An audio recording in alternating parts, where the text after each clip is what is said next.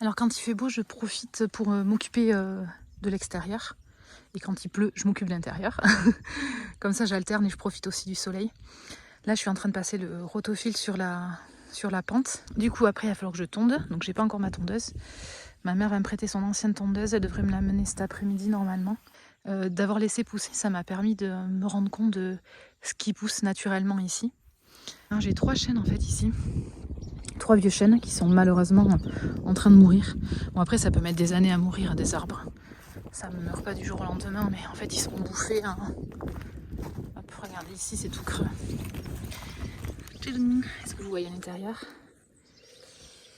Donc, en fait, les 3, ils sont creux, ils sont bouffés. Alors, je pense que c'est par le capricorne.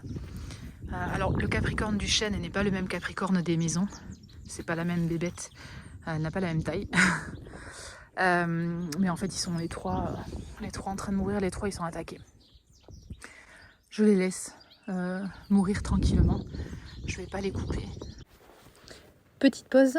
Alors oui, il n'y a plus de toit sur la grange, mais je vous montrerai ça dans une autre vidéo.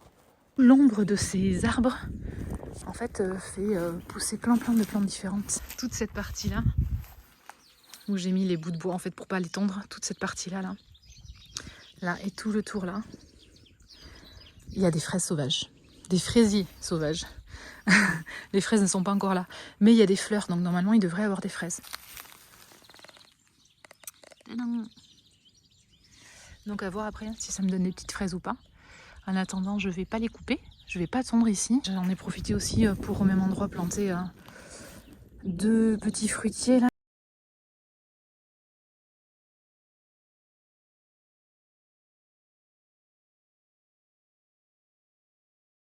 Et donc là, elles sont rouges, sauf que il y a quelqu'un qui est passé avant moi. Ça doit être une chenille ou quelque chose comme ça, donc ça je vais le laisser. Et là, il y en a une autre. Et celle-là, elle est pour moi. Elles sont bien mûres, elles se détachent toutes seules. Bon, voici mon bolide.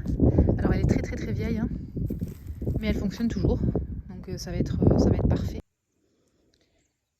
J'ai entendu que les ronces étaient bonnes pour les arbres fruitiers. Et vu que j'ai beaucoup de tas de ronces que j'ai enlevées un peu par-ci par-là, je vais tenter de les broyer avec la tondeuse.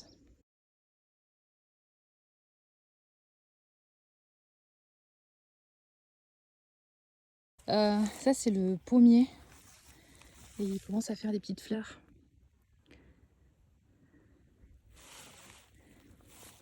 Pour la quantité, j'ai mis, je sais pas, un petit tas. Là, l'abricotier, il est rempli de petits abricots. Je les ai comptés, il y en a 25 à peu près. Entre 20 et 25. Je pensais pas en avoir autant la première année.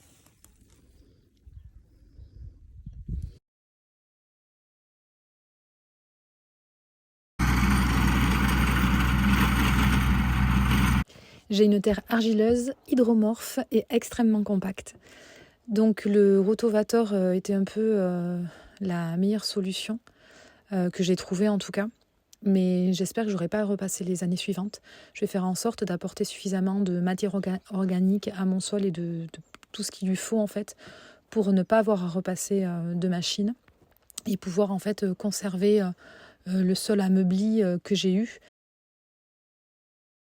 Donc je vais pouvoir faire toutes mes allées parce que je vais faire des allées de 1 mètre en fait pour alterner le passage et les légumes. Donc je vais vous montrer ça.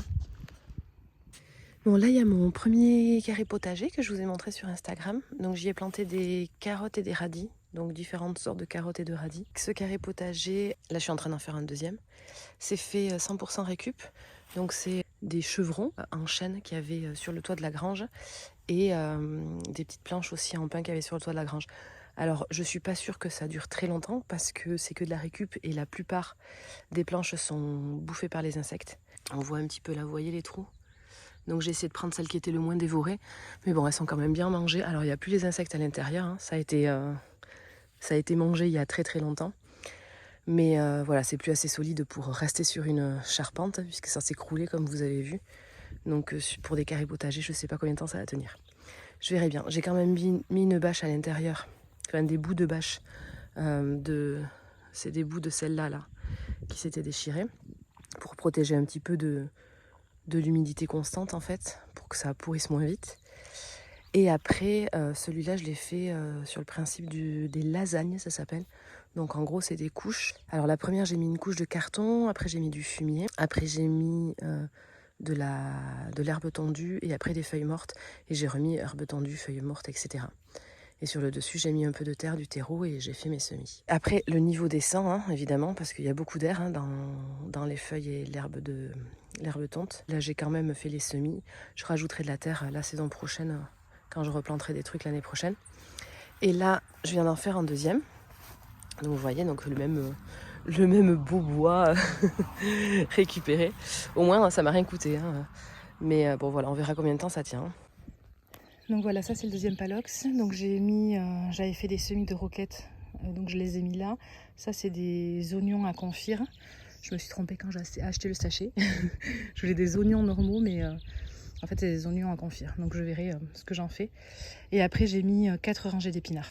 D'ailleurs là c'est le premier palox. Je vous ai dit que j'avais planté les radis et les carottes. Mais voilà, les radis ils ont bien poussé. Et je rajouterai sûrement 2 autres bacs comme ça pour mettre peut-être des fraises en plus ou de la salade. J'ai des semis de salade qu'il va falloir bientôt planter. Donc voilà, j'en ferai 2 autres un petit peu plus tard.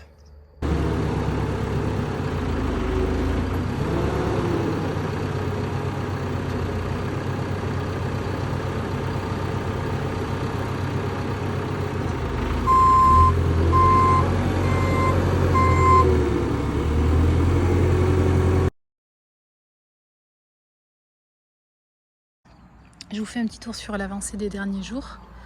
Alors le grillage est mis, il me reste là le petit portillon à faire. En attendant, je mets du grillage pour pas que les chevreuils aillent me manger tout. Donc j'ai commencé à faire les allées avec les tuiles. J'ai pas fini parce que c'est très très très long. En fait, je récupère les tuiles et sur le tas là, celles qui sont entières ou qui sont pas trop abîmées, et sur celles qu'on avait récupérées, qu'on avait mis sur les palettes. Mais c'est très lourd et c'est très long, donc du coup je fais petit à petit.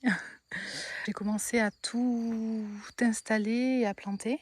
J'ai fait différentes zones pour différents légumes. Là par exemple j'ai mis des melons et derrière j'ai mis des tournesols parce qu'il paraît que c'est des bonnes associations à faire.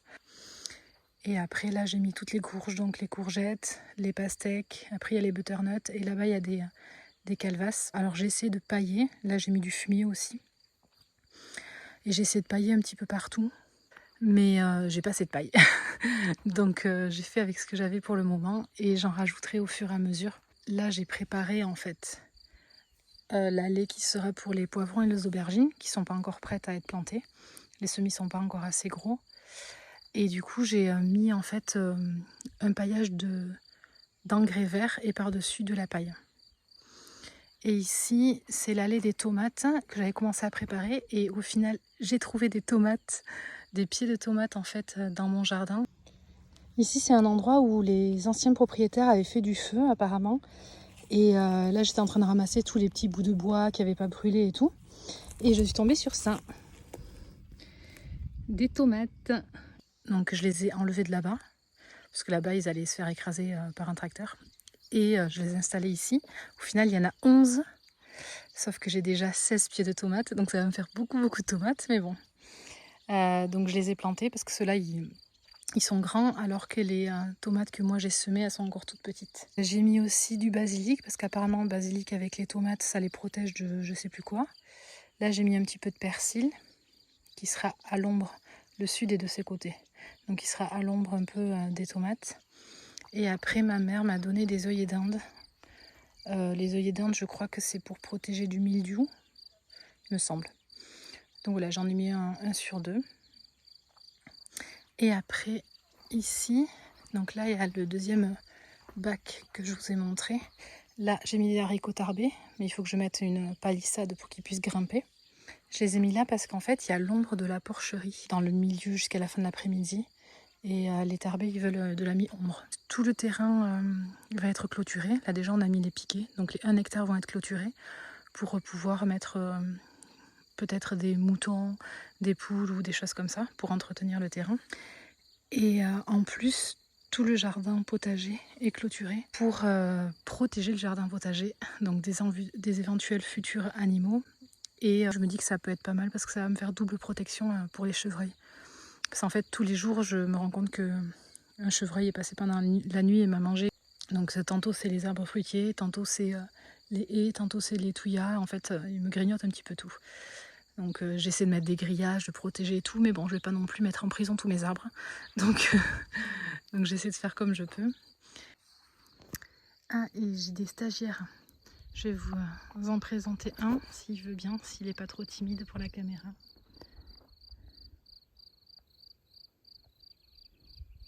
Voilà.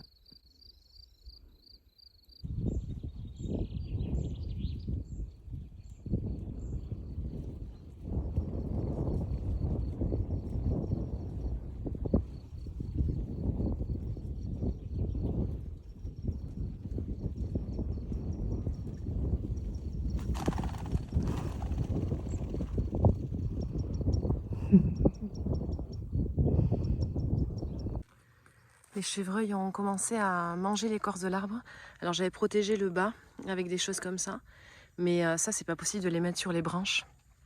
Donc je vais mettre un grillage tout le tour pour protéger et après je vais faire un pansement pour l'écorce.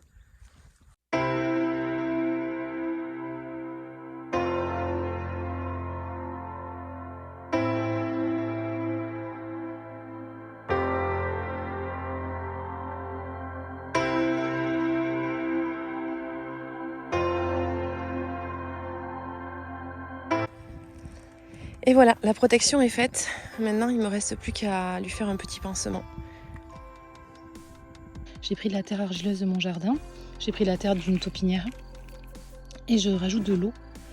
Et après, je vais mélanger et ça va faire une pâte en fait, que je vais pouvoir appliquer sur les endroits où il n'y a plus d'écorce. Et voilà, le pansement est fait. Donc l'argile colle bien à la branche. Du coup, ça lui fait un bon pansement à mettre quand vous savez qu'il ne va pas pleuvoir. Autrement, la pluie risque de tout enlever de suite. Là, on est à l'angle nord-ouest du potager. Et en fait, c'est très très exposé au vent. Et je voudrais ici planter là, tout le long, des petits arbres fruitiers, des petits fruits rouges, des choses comme ça. Et en fait, j'avais posé les pots par terre pour les positionner un peu, voir comment je voulais les espacer et tout. Et j'ai vu qu'ils prenaient énormément le vent. Ils n'arrêtaient pas de tomber, ils n'arrêtaient pas de plier avec le vent. Donc j'aimerais un petit peu les protéger du vent. Donc là, j'ai enlevé le grillage. Je pense que je vais l'enlever là aussi et là aussi. Et en fait, ces 3 espaces, je vais y mettre des planches. Je vais y mettre des planches pour couper un petit peu le vent. Je vais voir, je suis pas sûre que ça fonctionne. La hauteur, ça va être 1 mètre, je pense qu'il y a 1,30 m en hauteur. Je sais pas si 1,30 m avec des planches, est-ce que ça va vraiment couper le vent ou est-ce que le vent va passer au-dessus. Je vais faire un test et je vais voir. Et en plus de ça, j'ai remarqué que le grillage, vu qu'il est vraiment au ras du sol, je me demande si ça n'empêche pas de faire entrer les hérissons et les crapauds dans le potager. Alors l'autre jour, j'ai trouvé un crapaud sous une tuile, mais il était peut-être là avant qu'on mette le grillage. Donc en mettant les planches, je me dis que je vais laisser un petit écart dessous de 15 cm, apparemment c'est suffisant, pour les laisser passer, pour qu'ils puissent manger les escargots et les limaces. Et après, quand j'aurai des poules et des canards, je verrai comment je fais. Peut-être que 15 cm, ce sera trop petit pour qu'ils passent. Peut-être que ce sera pas trop petit. J'improviserai à ce moment-là. Ça, c'est des planches que j'ai récupérées de l'ancien poulailler. Bon, elles sont pas en très bon état, hein. Il y a des trous un petit peu partout. Ça, c'est des trous de capricorne. Ça risque de pas durer très longtemps. Mais en fait, ici, je veux planter des arbres, en fait. Là, je pense que je vais mettre un sol et je vais peut-être en planter par là. Je vais voir comment je peux faire et quel arbre je peux mettre pour couper du vent, tout simplement. Alors, ce qui m'embête avec le sol, c'est que ça va être très bien pour mon sol hydromorphe. Mais l'hiver, il n'y a plus de feuilles. Donc, ça veut dire que l'hiver, les arbres, ils prendront du vent plein la tête. Alors, je sais pas trop. Parce que les arbres que j'ai au fond, là-bas, je sais pas si vous allez les voir. Là et les 2 autres, donc c'est un érable et 2 frênes. ils sont tout tordus à cause du vent. Donc il y a des semblants de tuteurs hein, qu'il va falloir que je refasse parce que ça fonctionne pas très bien. Et ils sont penchés vers nous, en fait, vers ici, à cause du vent. Donc j'ai peur que mes petits arbres fruitiers, ça soit la même. Donc je vais voir soit un sol, soit autre chose. Il faut que je regarde un petit peu les arbres au feuillage persistant. Si vous avez des idées, hein, je suis preneuse. Mais d'arbres bas du coup. Le sol, moi j'ai un sol là-bas de l'autre côté. Et ça reste bas. En été c'est bien touffu, c'est bien. Mais j'aimerais qu'il reste comme ça toute l'année, quoi. Si vous avez des idées. Je sais qu'il y a le Sophora, qui a un feuillage persistant. Et le Nem, qui s'appelle aussi... je sais plus. Je vais vous le noter. Je sais que ça aussi c'est des feuillages persistants qui montent pas très haut. Donc peut-être que j'en mettrai là. Mais j'aimerais les mettre devant pour cacher le vis-à-vis, côté sud de ma maison. Ou je peux en mettre 2. Je sais pas trop. Je vais voir. Je vous montre où j'en suis avant de clôturer la vidéo. Le petit portillon est fait, mais il n'est pas terminé. Parce que j'ai envie d'arrondir en fait en haut pour faire plus joli. Et je vais peindre aussi avec de la peinture suédoise. Mais la fabrication du portillon, la peinture et tout, je vous montrerai ça dans une autre vidéo. Autrement, ça va être beaucoup trop long. Alors, j'ai bien avancé. J'ai fait presque toutes les allées. Celles qui ne sont pas faites en tuiles, j'ai mis des ficelles. Donc les ficelles, c'est temporaire. Hein. C'est le temps que je me motive à mettre les tuiles. Puis il m'en reste plus beaucoup des entières. La plupart sont cassées. Il faut que je fouille dans le tas. J'ai fait des allées de 1 mètre. Et ceux-là, en fait, j'ai mis les tuiles à l'intérieur. Donc ça fait vraiment là 1 mètre. Et là, ça fait 1 mètre de là à là. Et en fait, ça, c'est pile la largeur de la tondeuse. Comme ça, si jamais j'ai pas assez de feuilles mortes, de paille ou de choses comme ça pour pailler aussi les allées, et bien je pourrais tondre si l'herbe pousse, quoi. Elle commence à pousser hein, par certains endroits. Donc j'ai continué à planter mes légumes au fur et à mesure que mes semis sont suffisamment grands. En fait, je les installe au jardin et je continue à pailler. J'ai rajouté pas mal de choses. J'ai aussi, ça je vous avais pas montré, j'avais fait une rangée de fèves et de flageolets. Le problème c'est que j'en ai que 2 de chaque qui sont sortis. Et je pense que c'est parce que j'ai mon terrain qui est trop hydromorphe, parce que j'ai creusé pour voir où en étaient les graines en fait qui n'étaient pas sorties. Elles étaient pourries. Donc voilà, je pense qu'il y avait trop d'eau. Après, j'ai rajouté des fleurs par-ci par-là, au milieu des différents légumes. Là, j'ai rajouté les 2 autres palox que je vous avais dit que je mettrais. Ça, c'est le deuxième qui a bien poussé, hein, la roquette, les oignons, les épinards. Et j'en ai mis 2 autres. Là, j'ai fait des semis, radis, carottes. Les radis sont en train de sortir. Et là, j'ai mis des salades. J'aimerais bien faire un petit bar à salade. Enfin, je vais voir comment je vais m'organiser au fur et à mesure. Et ici, j'ai planté plein de fruitiers. Donc, il y a un mûrier, un groseillier, des mini pommiers, un mini prunier, framboisier, etc. Plein de choses comme ça. Au fur et à mesure des années, j'en rajouterai. Et au milieu, je verrai, soit je vais pailler, soit je vais mettre des fraisiers pour faire couvre-sol, soit des légumes perpétuels. Je vais voir au fur et à mesure. D'ailleurs, j'aurais une petite question par rapport à certains de mes arbres fruitiers. Donc là, c'est le mûrier. Et j'ai aussi le myrtiller et un groseillier en fait, qui commence à avoir ce souci-là. J'ai les feuilles qui rougissent. Ça se tache un petit peu comme ça et ça rougit. Et j'y arrive pas à savoir pourquoi. J'ai regardé sur internet, apparemment c'est normal pour certains fruitiers, mais en hiver ou en automne. Sauf que là, on est au printemps, on est au mois de mai, donc je comprends pas trop qu'est-ce qui se passe.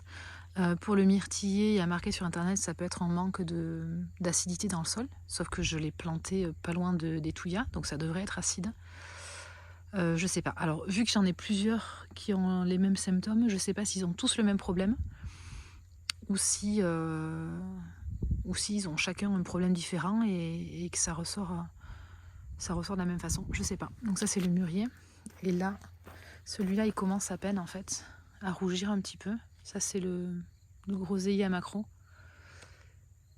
Donc s'il y a quelqu'un qui sait et qui peut m'aider, s'il y a un docteur des plantes, là je suis preneuse de bons conseils. Et la barrière, donc je ne vous avais pas montré, je l'ai installée. Mais il me reste encore toutes les petites planches à mettre, les petites planches verticales, donc pour couper du vent. Là j'ai mis que ça, mais j'aime beaucoup comme ça en fait, je trouve ça très joli. Mais bon, ça coupe pas du vent, donc, donc il faut que je continue à mettre toutes celles-là en fait tout le long. Et une fois que je les aurai toutes mises, déjà je vais croiser les doigts pour que ça coupe bien du vent. Et après je mettrai, pour les protéger, là je pense que je mettrai du brou de noix et huile de lin. Je vais vous faire une vue avec le drone si j'y arrive, hein, pour vous montrer en fait du ciel ce que ça donne.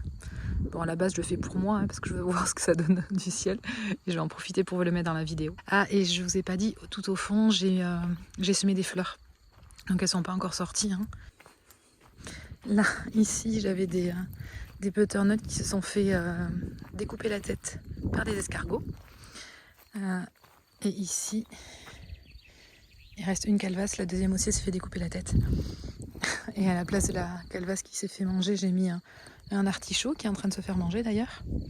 Là, tout ça là, j'ai semé des fleurs. Donc il y a du pavot, il y a 2 différents pavots, il y a des soucis, il y a un mélange de fleurs vivaces, il y a des capucines.